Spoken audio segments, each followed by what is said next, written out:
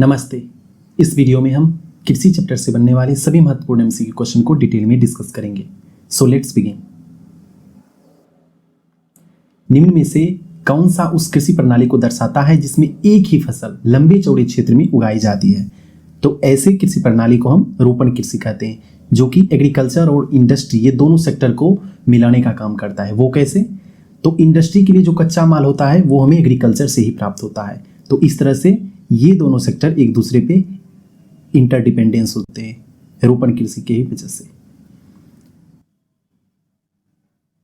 एक ही खेत में एक निश्चित पैटर्न में एक साथ दो या अधिक फसलें उगाने को क्या कहते हैं? तो दो या दो से अधिक फसल लगाने को हम बहुफसली कृषि कहते हैं। और अंतर फसल कृषि और मिश्रित कृषि, ऑप्शन बी और ऑप्शन सी, ये दोनों ऑप्शन ए के ही दो टाइप है। अब इन दोनों में अंतर क्या है? अंतर फसल कृषि में जितने भी फसल लगाते हैं वो एक निश्चित पैटर्न में लगाते हैं, जबकि मिश्रित कृषि में फसलों को लगाने का कोई पैटर्न नहीं होता है। तो एक निश्चित पैटर्न यहाँ पे क्वेश्चन पे दिया हुआ है, तो निश्चित पैटर्न में हमारा अंतर फसल कृषि हो जाएगा आंसर। वहीं अगर एकीकृत कृषि की बात की जाए तो ये कृषि की ऐसी प्रणाली है जिसमें आप एक ही खेत में फसल भी लगाते हो, साथ ही साथ में आप मछली पालन भी कर लेते हो, या रेशम पालन करते हो, या मुर्गी पालन भी कर लेते हो। तो ऐसी कृषि प्रणाली को हम एकीकृत कृषि प्रणाली कहते हैं। नेक्स्ट, इनमें कौन सी रबी फसल है? तो रबी फसल वैसे फसल को कहते हैं जिसकी बुआई हम जाड़े महीने यानी कि अक्टूबर नवंबर के महीने में करते हैं। तो ऑप्शन देख लेते हैं हम। चावल की बुआई हम जब मानसून आती है उस समय करते हैं, तो ये हमारा खरीफ फसल हो गया। चना ये हमारा रबी फसल है। और वहीं मोटे अनाज और कपास की बात की जाए तो ये दोनों फिर से आपके खरीफ फसल हो गए। तो चना हमारा आंसर हो जाएगा इसमें। नेक्स्ट, इनमें से कौन सी फलीदार फसल है? फलीदार फसल, इसे हम इंग्लिश में लेग्यूमिनस क्रॉप कहते हैं। ये वैसे फसल होते हैं जो नाइट्रोजन का स्थिरीकरण करते हैं।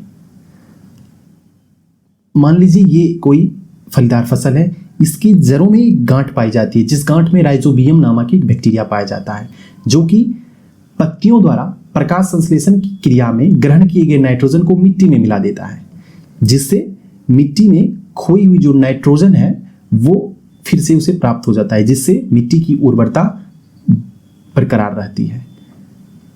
अब दाल, ज्वार, तिल, मोटे अनाज और तिल, ये चारों में से दाल जो है वो फलीदार फसल है। होता क्या है कि अगर एक ही खेत में आप एक ही फसल बार बार लगाओगे तो उसमें नाइट्रोजन की कमी हो जाती है।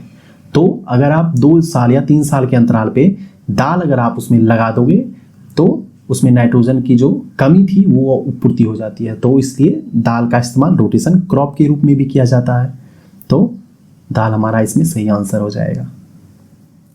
नेक्स्ट, मिल्पा और लदांग निम्न में से किसके अन्य नाम है? तो यह झूम खेती का दूसरा नाम है, जो कि स्थानांतरित कृषि यानी कि शिफ्टिंग एग्रीकल्चर का ही लोकल नेम है। तो मिल्पा आप नॉर्थ अमेरिका का कंट्री है, मैक्सिको, वहाँ पे इस कृषि को कहते हैं, और लदांग इंडोनेशिया में इसे कहा जाता है। अब इस स्थानांतरित कृषि को समझने का हम प्रयास करते हैं। तो इस कृषि में होता क्या है, मान लीजिए आपको इतनी दूर में खेती करनी है, तो इतनी दूर के जंगल को आप उसमें काट करके फिर उसमें आग लगा देते हैं, फिर प्राप्त राख को मिट्टी में मिला करके तब उस पर खेती की जाती है। इसलिए इसे इंग्लिश में स्लेश एंड बर्न एग्रीकल्चर या हिंदी में इसे हम कर्तन दहन कृषि कहते हैं। विश्व के अलग अलग क्षेत्रों में इस कृषि के अलग अलग नाम हैं। तो मैप पे हम देख लेते हैं कि किस किस देश में इसके क्या क्या नाम हैं। तो शुरुआत हम पश्चिम से करते हैं। तो नॉर्थ अमेरिका के साउथ में एक कंट्री है हमारा मैक्सिको, जहाँ पे इसे हम मिल्पा के नाम से जानते हैं। वहीं से अगर साउथ चले आते हैं साउथ अमेरिका में, तो साउथ अमेरिका के नॉर्दर्न कंट्री है वेनेजुएला, जहाँ पे इसे कोनुकू कहा जाता है।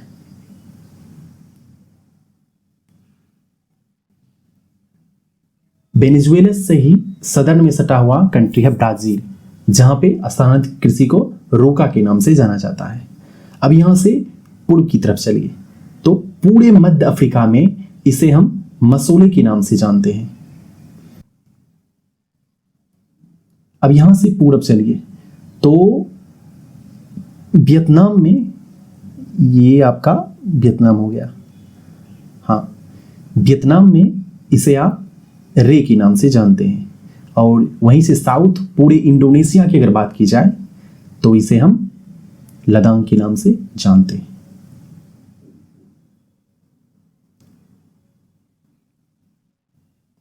अब भारत के विभिन्न क्षेत्रों में इसके भी अलग अलग नाम हैं। तो पूरे हिमालयन रीजन की अगर बात की जाए तो पूरे हिमालयन रीजन में इसे खील के नाम से जाना जाता है। वहीं अगर नॉर्थ ईस्टर्न स्टेट की बात की जाए तो मणिपुर में इसे हम पामलू के नाम से जानते हैं।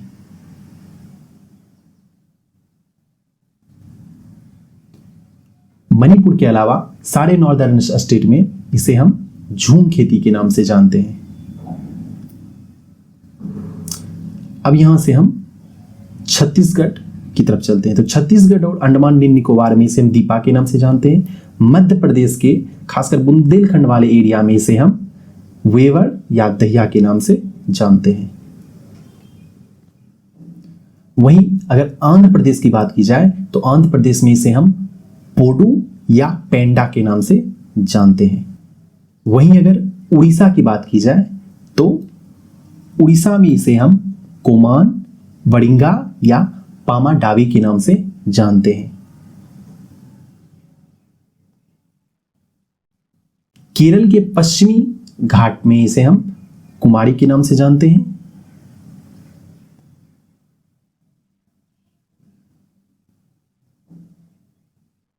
वहीं झारखंड की अगर बात की जाए तो झारखंड में इसे हम कुरुआ के नाम से जानते हैं। वहीं अगर राजस्थान की बात की जाए तो राजस्थान के खासकर दक्षिण पूर्व वाले एरिया में स्थानांतरित कृषि को वाल्डे या वाल्टरे कहा जाता है। तो ये थे हमारे भारत के विभिन्न क्षेत्रों में स्थानांतरित कृषि के लिए जाने वाले अलग अलग नाम। औस निम्न में से किसकी एक किस्म है? तो ये औस चावल की एक किस्म है। इसके अलावा अमन और वोरो चावल की दो अन्य किस्में हैं। और ये तीनों प्रकार के चावल जो हैं भारत के वेस्ट बंगाल, उड़ीसा और असम में उपजाए जाते हैं। नेक्स्ट, चावल उत्पादन में भारत का विश्व में कौन सा स्थान है? तो एक चीज आप याद रखिए कि चाहे वो चावल हो या गेहूं हो या फिर कपास हो या मूंगफली हो या गन्ना हो, इन पांचों चीजों के उत्पादन में भारत सेकेंड स्थान पे है। तो इसका आंसर हो जाएगा सेकेंड स्थान पे चावल के उत्पादन में। वहीं फर्स्ट स्थान पे चाइना का स्थान आता है। वहीं भारत के राज्यों की बात की जाए तो भारत के राज्यों में वेस्ट बंगाल में सबसे ज्यादा चावल उत्पादित होता है। तो वेस्ट बंगाल हमारा प्रथम स्थान पे है। नेक्स्ट, गेहूं उत्पादन में कौन सा राज्य प्रथम है? तो गेहूं के उत्पादन में उत्तर प्रदेश जो है वो पहले स्थान पे है। वहीं भारत की बात की जाए तो Bharat all over world second स्थान पे है। पंजाब, हरियाणा और पश्चिमी उत्तर प्रदेश के एरिया को मिला करके इसे भारत का अन्नागार यानी कि ग्रेनरी ऑफ इंडिया कहा जाता है। नेक्स्ट, निम्न में से कौन सा एक वाणिज्य कृषि का एक प्रकार नहीं है यानी कि कमर्शियल एग्रीकल्चर? तो डेयरी की खेती, अनाज खेती, ग्रेन फार्मिंग, पशुधन रैंचन, ये तीनों आपके वाणिज्य कृषि के प्रकार हैं। तो गहन निर्वाह कृषि आपका आंसर हो जाएगा। इस कृषि में बढ़ती हुई जनसंख्या को ध्यान में रखते हुए खाद्यान्न की कमी ना हो, इसलिए गहन रूप से खाद्यान्नों की पैदावार की जाती है। तो गहन खेती हमारा आंसर हो जाएगा। मडुआ किस फसल का प्रादेशिक नाम है? इसे मडुआ या मंडुआ भी कहा जाता है।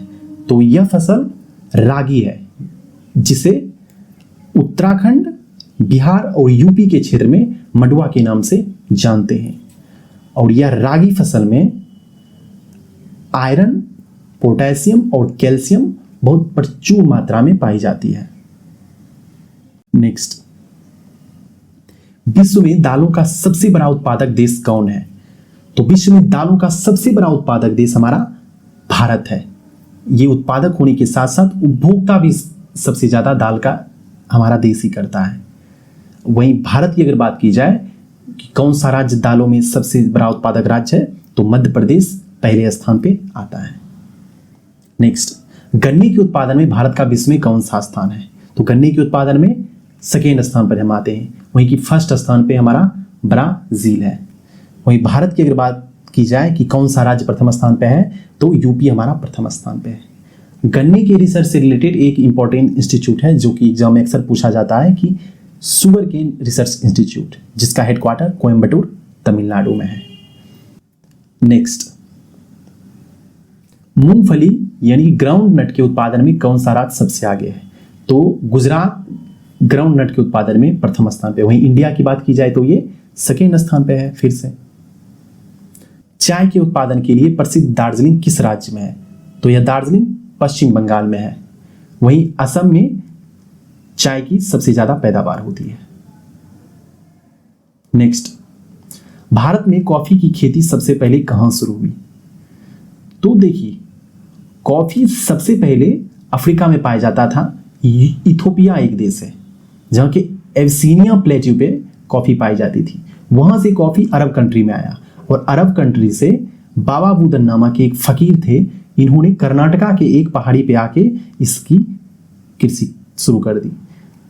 उस पहाड़ी को आज भी बाबा बुदन की पहाड़ी के नाम से जाना जाता है। तो कर्नाटका हमारा सही आंसर हो जाएगा। कॉफी का सर्वाधिक उत्पादन कौन सा राज्य करता है? तो कॉफी का उत्पादन सर्वाधिक कर्नाटका करता है। नेक्स्ट, अरेबिका, रोबस्टा और लिबेरिका निम्न में से किसकी किस्में हैं? तो यह कॉफी की ही 3 किस्में हैं। भारत का कौन सा राज्य नारियल प्रदेश के नाम से जाना जाता है? तो नारियल प्रदेश के नाम से जाना जाता है केरला, जिसके नाम में केरा जो है, अगर उसका मलयालम में ट्रांसलेट किया जाए तो कोकोनट होता है उसका। तो इसका लिटरल मीनिंग हो गया कि लैंड ऑफ कोकोनट। वही नारियल को हम कल्प वृक्ष के नाम से जानते हैं, यानी कि ट्री ऑफ हेवन। रीजन, इसके वर्सेटाइल नेचर और इसके उत्पादों का विभिन्न तरीके से उपयोग होने के वजह से। तो नारियल प्रदेश के नाम से केरला हमारा सही आंसर होगा। नेक्स्ट, सीरीकल्चर का संबंध किससे है? तो सीरीकल्चर में सिल्क का हम उत्पादन यानी कि रेशम का उत्पादन करते हैं। तो ऑप्शन बी रेशम हमारा सही आंसर हो जाएगा। वहीं अंगूर ग्रेप्स के उत्पादन को हम विटीकल्चर के नाम से जानते हैं। वहीं अगर मछली का कृत्रिम रूप से आप अगर पालन कर रहे हो तो उसे आप पिसीकल्चर के नाम से जानते हैं। नेक्स्ट, सुनहरा रेशा यानी कि गोल्डन फाइबर किसे कहा जाता है? तो इस जूट को हम गोल्डन फाइबर के नाम से जानते हैं। भारत का जूट क्षेत्र निम्न में से कौन है? तो भारत में सबसे ज्यादा जूट पश्चिम बंगाल में होती है, जिसे जूट क्षेत्र के नाम से जाना जाता है, जहां के कोलकाता पोर्ट से जूट से बने सामानों का एक्सपोर्ट किया जाता है और इस मामले में हम सेकेंड स्थान पे हैं। वहीं अगर पूरे वर्ल्ड की बात की जाए तो इंडिया जूट उत्पादन में प्रथम स्थान पे है। उजला सोना किसे कहा गया है? White gold. तो जूट को हम गोल्डन फाइबर के नाम से जानते हैं। ऑप्शन बी कपास, ये हमारा सही आंसर होगा। इसे हम व्हाइट गोल्ड के नाम से जानते हैं। वहीं रेशम के उत्पादन को हम सीरीकल्चर के नाम से जानते हैं।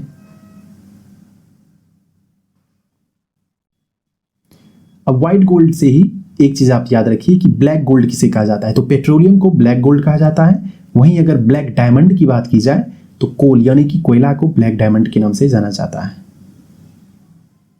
नेक्स्ट, तसर निम्न में से किसका किस्म है? तो यह रेशम का ही एक किस्म है। इसके अलावा मूंगा और एड़ी रेशम की 2 अन्य किस्में हैं। और इन रेशम की कीड़ों का पालन जो होता है वह सहतूत यानी कि मलबरी के पत्तियों पे किया जाता है, जिससे बना सिल्क वर्ल्ड का सबसे फाइनेस्ट क्वालिटी का सिल्क माना जाता है। तो तसर रेशम का एक किस्म हो गया। नेक्स्ट,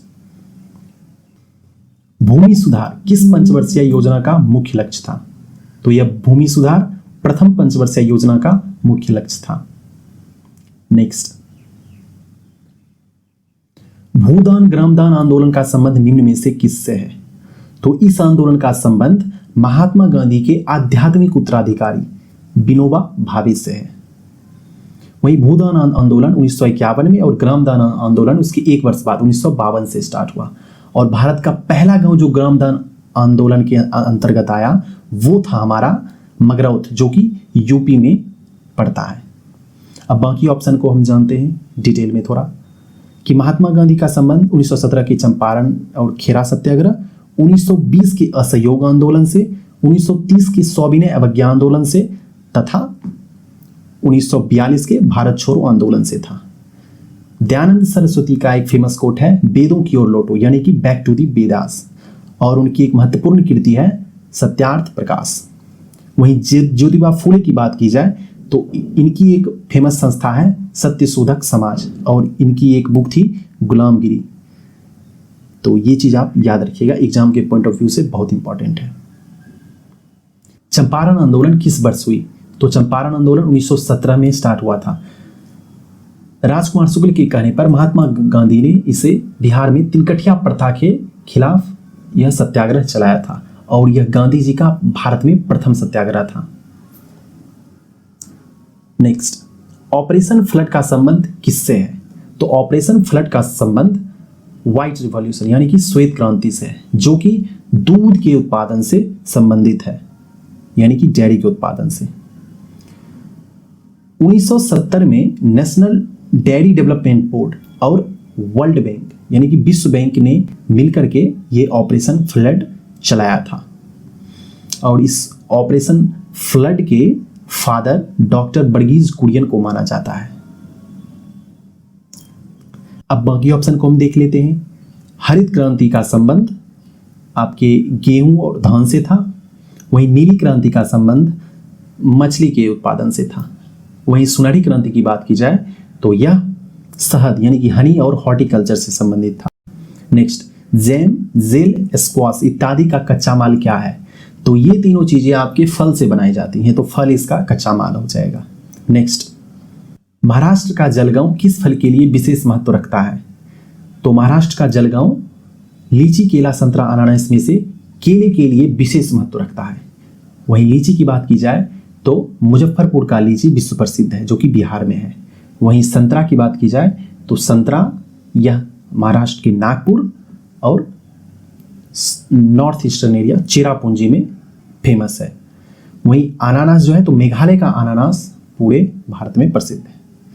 बफर स्टॉक बनाने के लिए कौन सा संस्थान सक्रिय है?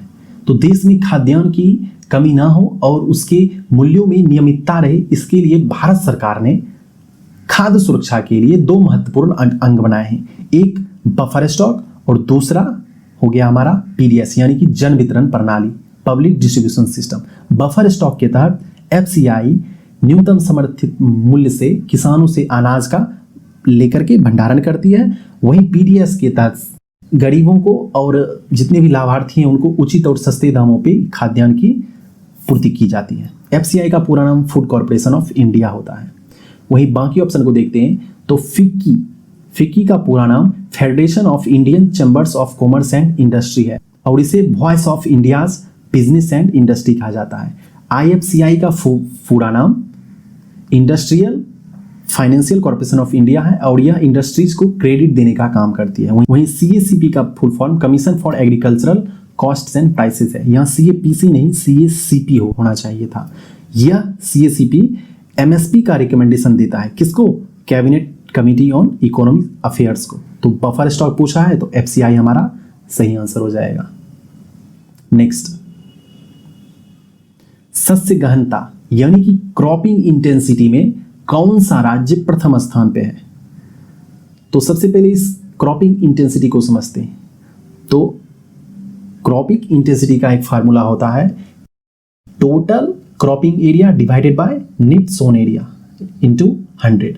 टोटल क्रॉपिंग एरिया का मतलब होता है कुल बोया गया क्षेत्र, और नेट सोन एरिया का मतलब शुद्ध बोया गया क्षेत्र। अब इन दो टर्म को समझने का प्रयास करते हैं। मान लीजिए ये कोई प्लॉट है 3 हेक्टेयर एरिया का। अब इस 3 हेक्टेयर जो है वो हमारा नेट सोन एरिया हो जाएगा, जो कि डिनोमिनेटर में है। और इसी खेत में अगर आपने एक साल में 2 बार फसल अगर उगाया है तो 3 × 2 यानी कि 6 हेक्टेयर आपका जो है वो कुल बोया गया क्षेत्र हो गया। तो यहाँ से अगर क्रॉपिंग इंटेंसिटी आप निकालोगे तो कैलकुलेशन के बाद आपको 6 डिवाइडेड बाय 3 इंटू 100 यानी कि 200% क्रॉपिंग इंटेंसिटी आ गया। और मणिपुर, हरियाणा, पंजाब और मध्य प्रदेश में से पंजाब जो है उसकी शस्य घनता सबसे ज़्यादा है, जहाँ पे इसका परसेंटेज 190 से भी ज़्यादा है। वहीं अगर टोटल स्टेट और यूनियन टेरिटरी की अगर बात की जाए तो अंडमान एंड निकोबार आइलैंड आपका प्रथम स्थान पे आ जाएगा, जहाँ की क्रॉपिंग इंटेंसिटी 300% से भी ज़्यादा है। तो पंजाब आपका सही आंसर हो जाएगा। Thank you.